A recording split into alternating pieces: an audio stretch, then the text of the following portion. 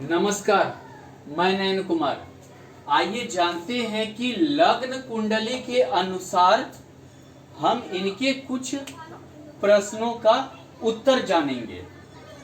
दूसरी बात क्या है कि यहाँ अभी लग्न कुंडली है, नक्षत्र है, तो उसके द्वारा ही पहले हम इनके प्रश्नों का उत्तर को समझते हैं। मान लीजिए कि सबसे पहला प्रश्न व्यक्ति का होता है रोजगार।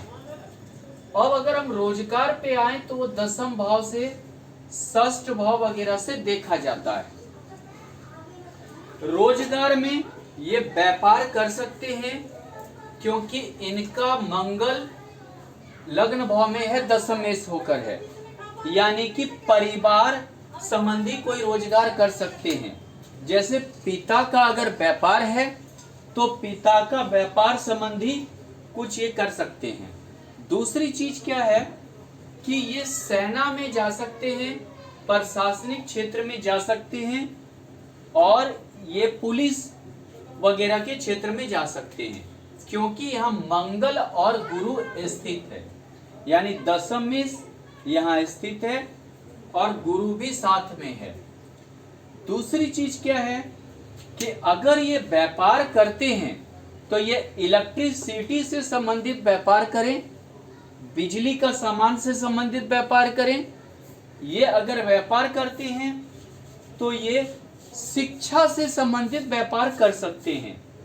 शिक्षा से यानी कि बच्चे का स्कूल ड्रेस, किताब कॉपी, रबड़ पेंसिल, कोई चीज जैसे ट्यूशन इंस्टीट्यूट वगैरह का हो गया, इससे रिलेटेड भी व्यापार कर सकते हैं। जहाँ आग भट्टी ये सब का काम होता हो वैसा भी व्यापार कर सकते हैं। अगर ये नौकरी करते हैं तो इनको थोड़ा सा उथल पुथल नौकरी में हमेशा रहेगी क्योंकि यहाँ षष्ठेश सप्तम भाव में स्थित है, यानी कि षष्ठ भाव नौकरी करवाता है, चंद्रमा राहु के साथ है। अगर इन्होंने प्राइवेट जॉब वगैरह किया तो कई जॉब बदलने के योग बनेंगे। कहीं ये सेटिस्फाइड नहीं होंगे अपने जॉब से, कहीं सैलरी लेके सेटिस्फाइड नहीं होंगे, कहीं दूरी लेके इन्हें दिक्कत होगी। इस टाइप से कई बार कई जॉब बदलने पड़ेंगे और ये थोड़ा सा अस्थिर भी रहेंगे।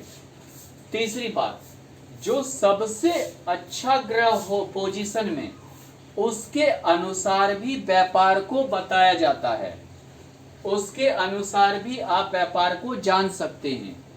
अगर यहाँ देखें तो ये गुरु यहाँ सबसे अच्छे पोजीशन में है, यानी शिक्षा से संबंधित व्यापार, बच्चे छोटे बच्चे से संबंधित कोई जैसे खिलौना हो, टॉयज वगैरह, खिलौना वगैरह, गिफ्ट आइटम, ये सब का भी व्यापार गुरु करवाएगा। तीसरी चीज क्या है कि यहाँ पर गुरु शिक्षा के वगैरह के आई पे ये जीवकारक ग्रह भी है, यानी कि पालने पोसने का काम है। और गुरु के घर में शनि है। गुरु सतविसा नक्षत्र राहु के नक्षत्र का है। राहु समझिए कि छाया ग्रह है, यानी कि आप मतलब कि शनि गुरु के कारण अनाज वगैरह का भी व्यापार कर सकते हैं। अनाज का फार्म हाउस वगैरह में जैसे उत्पादन वगैरह का, ये सब का भी व्यापार आप कर सकते हैं। दूसरी चीज, यहाँ राहु के नक्षत्र में गुरु है, राहु सप्तम भाव में है, राहु एक छाया ग्रह है। आप फोटो स्टेट, आप मेडिकल यानी कि जो MRI होता है, CT स्कैन होता है, फोटोकॉपी होता है, वो सबसे भी रिलेटेड अगर व्यापार हो तो आप कर सकते हैं। दूसरी चीज क्या है कि ये शनि राहु, जैसे गुरु के घर में शनि है और ये देखिए कि यहाँ पर शनि द्वादशेश होकर है। दूसरी बात, लग्न होकर है और राशि परिवर्तन योग है। शनि और गुरु का राशि परिवर्तन योग है, यानी कि आप कृषि से संबंधित, फार्म हाउस से संबंधित, या बगीचा हो, या समझिए अनाज से संबंधित से रिलेटेड दूसरी बात क्या है, आप राहु, शनि और गुरु, इससे यानी कि आप आध्यात्मिक भी व्यापार जो होता है, जैसे धार्मिक कपड़ा, धार्मिक सामान, उसका भी आप कर सकते हैं। ये आपके लिए योगकारी रहेगा। हाँ, दूसरी बात क्या है कि आप जैसे बच्चे के लिए कोई, जैसे आप कुछ बनाना चाहते हैं, जैसे बच्चे के लिए बनाने का अर्थ खिलौना बनाना चाहते हैं, या कोई आप प्ले गेम बनाना चाहते हैं, वो प्ले गेम वगैरह, या कोई कोडिंग कंप्यूटर में होती है, वो सबको भी का भी व्यापार आपको धारेगा। लेकिन जॉब में थोड़ा उथल पुथल हमेशा रहेगी। आप जॉब लेके हमेशा थोड़ा सा चंद्रमा और राहु आपको परेशान करता रहेगा। दूसरी बात, चंद्रमा मघा नक्षत्र केतु का है, यानी आपको मन नहीं लगेगा, इन्वायरमेंट आप वैसा नहीं देखिएगा। आप जिस तरह का व्यक्ति हैं उस तरह का इन्वायरमेंट आपको नहीं महसूस होगा। आपका योगकारी यहाँ शुक्र भी है, चतुर्थेश और भाग्येश होकर है, त्रिकोण होकर है, यानी कि योगकारी हुआ। और शुक्र एकादश भाव में, लाभ के भाव में है, महत्वाकांक्षा के भाव में है, खुद के नक्षत्र में है। तो एक मंगल शुक्र या गुरु शुक्र के वजह से आप, जैसे कि बच्चे के लिए कपड़े होते हैं, बच्चे के लिए और सब चीज जो होते हैं, जैसे सजने धजने का जो आइटम होता है, या आप जैसे विवाहित स्त्री का आइटम वगैरह, कॉस्मेटिक आइटम वगैरह का भी व्यापार कर सकते हैं। दूसरी बात, लग्जरियस आइटम, जो घर को सजाने वाली आइटम होते हैं, लग्जरियस होते हैं, यानी कि आरामदायक होते हैं, उनका भी व्यापार आप कर सकते हैं। परफ्यूम वगैरह का कर सकते हैं, सजने धजने के आइटम का कर सकते हैं। दूसरी बात क्या है कि इसके अलावा एक और व्यक्ति का क्वेश्चन ये होता है, वैवाहिक जिंदगी कैसा गुजरेगा। चंद्रमा और राहु, यानी कि आप पर पत्नी बिलीव नहीं करेगी, विश्वास का कमी रहेगा, पति पत्नी के बीच में विश्वास का कमी रहेगा। राहु हमेशा भ्रम में डालता है और चंद्रमा मन कारक ग्रह होता है। अब क्या होता है कि राहु और चंद्रमा सप्तम भाव में, यानी कि मानसिक तौर पे पत्नी कम विश्वास करती है, भरोसा कम करती है, उसे लगता है कि हमारा पति जो कमाता है या हमारा पति हमसे सही नहीं बोलता है। ये जरूरी नहीं है कि कोई कैरेक्टर वाइज ही हो, यानी कि विश्वास का कमी ये पैदा करता है। ऊपर से गुरु मंगल केतु की भी दृष्टि है, गुरु की दृष्टि है चंद्रमा पर, यानी कि ऊंचे परिवार में विवाह का योग बनता है। मंगल की दृष्टि है तो थोड़ा सा पत्नी उग्र होती है, खास करके राहु है, मंगल की दृष्टि है, अंगारक योग है। कभी कभी बिना सोचे समझे पत्नी बिना सोचे समझे वाला काम करेगी, कभी कभी जो है बिना सोचे समझे लड़ना, या कभी कभी बिना सोचे समझे आरोप प्रत्यारोप लगाना, ऐसा भी स्थिति बना रहेगा। ऐसे भी यहाँ एक मंगल मांगलिक कुंडली बनाता है, तो ऐसे में जो है अंगारक योग में बिना सोचे समझे आरोप प्रत्यारोप का लक्षण आ जाता है। लेकिन ऊंचे परिवार में जैसे विवाह होता है, एक दिक्कत इसके साथ होती है, चंद्रमा राहु के साथ है, कभी कभी ये किसी स्त्री से, अपने से बड़े स्त्री वगैरह से जैसे अवैध संबंध के योग बन जाते हैं, या जो है समझिए कि बदनामी होती है। चंद्रमा और राहु यानी कि कलंक देता है, बदनामी देता है, तो आपकी भी बदनामी करवाएगा। और हो सकता है कि जब ज्यादा ग्रह की दृष्टि हो, एक से ज्यादा विवाह होता है। अगर एक से ज्यादा विवाह नहीं हुआ तो ये समझिए कि किसी से रिलेशनशिप में, लंबे रिलेशनशिप में रहते हैं, और जो है एक तरह से वो समझिए लंबे रिलेशनशिप, जैसे कि जिसको आप बोल सकते हैं कि लंबे तक वैवाहिक संबंध जैसा ही रहना, ऐसा भी कुंडली में बन जाता है। ये हमारा डिपेंड महादशा अंतरदशा पे करता है, जो हम आपको आगे बताएंगे। दूसरी बात, वैवाहिक संबंध जो होता है वो नवमांश कुंडली से भी देखते हैं, किसी की ग्रह की स्थिति भी नवमांश कुंडली से देखते हैं। तीसरी बात कि जो ग्रह जिसके नक्षत्र में हो उस नक्षत्र के महादशा अंतरदशा में भी वो योग बन जाता है। जैसे यहाँ चंद्रमा अगर मघा नक्षत्र केतु में है तो केतु के महादशा अंतरदशा में भी ये योग बन सकता है।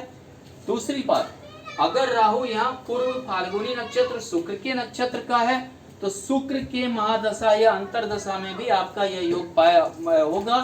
यानी कि अगर ये केतु के माय में है तो आपकी मानसिक इमेज वैसा थोड़ा सा परिस्थिति लाएगा, और शुक्र के में तो आप महत्वाकांक्षी उस ओर ज्यादा हो जाएंगे।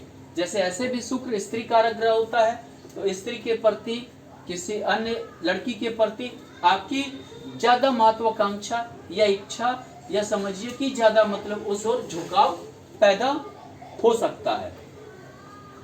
अगर तीसरे क्वेश्चन पे अगर हम जाएं तो तीसरा क्वेश्चन ये रहता है हमारी आर्थिक स्थिति कैसा रहेगा। शनि और गुरु आपकी आर्थिक स्थिति को बलवान करेगा। ऐसे भी शनि रेवती नक्षत्र बुध का है, लेकिन आपका खर्चीला योग बनेगा। खर्चीला योग यानी कि ये समझिए कि यहाँ शनि बुध के नक्षत्र में है, रेवती नक्षत्र में है, बुध द्वादश भाव में स्थित है। यानी कि आपका परिवार के प्रति पारिवारिक भार, पारिवारिक खर्च, पारिवारिक जो है आप उसको समझिए कि उत्तरदायी रेस्पॉन्सिबिलिटी आप पे बहुत ज्यादा दे देगा, और उस ओर खर्च आपको खर्च वृद्धि भी करेगा। लेकिन ये दोनों आपको नौकर चाकर से युक्त और काफी अच्छा धनवान भी बनाएगा। दूसरी बात, आय भाव में शुक्र खुद के नक्षत्र में है, भाग्येश होकर है, चतुर्थेश होकर है। ये आपको घर द्वार गाड़ी घोड़ा यानी कि भौतिक सांसारिक सुख भरपूर देने की कोशिश करेगा बहुत ज्यादा। मेनली द्वितीयेश एकादशेश, इससे हम धन की स्थिति या जमा पूंजी को जानते हैं। आप में जमा करने का नेचर भी उत्पन्न करेगा शनि। और यहाँ शुक्र यानी कि ये आपको लाभ यानी हर चीज का लाभ देगा। और एकादशेश गुरु का लग्न में होना यानी कि ये समझिए कि आपकी एक मतलब कि आय को अर्जन करने की महत्वाकांक्षा बहुत ज्यादा उत्पन्न करेगा, बहुत ज्यादा महत्वाकांक्षी बनाएगा। ऊपर से आप अपने कार्य में हमेशा डेडिकेटेड रहिएगा, लगे हुए रहिएगा, बिल्कुल मतलब कि जूझ कर लगना जिसे कहते हैं, उस टाइप का आपका योग बनेगा। अपने काम के प्रति अपने के प्रति लगे रहिएगा। आपको अपने बाहुबल, भुजाबल, अपने पराक्रम से, अपने समझिए कि सामर्थ्य से ये मंगल कमाने का योग भी देगा, क्योंकि ये मंगल तृतीयेश होकर मानसिक स्थिति में गुरु के नक्षत्र में गुरु के साथ स्थित है। इसीलिए ये बहुत ही आपको अच्छा, ये समझिए कि एक कुशल सेना नायक की तरफ बनाएगा। यानी कि कंट्रोलिंग क्षमता आप में बहुत जबरदस्त देगा, जिसके वजह से अगर आप मैनेजमेंट भी किए हैं तो आप में ये दोनों मिलकर इस क्षमता को बढ़ाएगा और आपको अच्छा इनकम के स्रोत बनाएंगे और आपको अच्छा लंबे समय तक शनि का अर्जन करने का योग बनाएगा। यानी कि धन को अर्जन करने का लंबे समय तक करवाएगा। शुक्र गाड़ी घोड़ा घर द्वार का योग बनाएगा। गुरु आपके अस्थायित्व पूंजी को बलवान करेगा। मंगल आपके जो है कमाने का सोर्स को और जो है आपके बाहुबल को और कर्म को बढ़ाएगा। इस टाइप से इस कुंडली को देखें तो आपके धन की स्थिति, गाड़ी घोड़ा, वाहन, सुख, हर चीज के स्थिति को ये शुक्र, गुरु, शनि और मंगल ये बढ़ाएगा, ये काफी अच्छे पोजीशन तक लाएगा। दूसरी बात, एक चीज होता है, एक भूल गया मैं, पत्नी के संबंध में आपका सप्तमेश द्वादश भाव यानी व्यय भाव में अष्टमेश के साथ बैठा है। ये हो सकता है कि पहली पत्नी का व्यय करवा दे। व्यय यानी हो सकता है पति पत्नी आप लोग दूर रहें, लड़ाई झगड़ा करें, एक दूसरे पर आरोप लगावे। अष्टम भाव भी आरोप लगाता है। आरोप लगाना यानी ये समझिए कि आपको गाली गलौज होना या अशब्द कहना या गंदे आरोप लगाना, इस टाइप से करता है। जब भी मैंने किसी कुंडली को देखा है, यानी कि सप्तमेश का द्वादश भाव होना, यानी कि डिवोर्स का योग बनता है, पति पत्नी को अलग होने का योग बनाता है। धन्यवाद।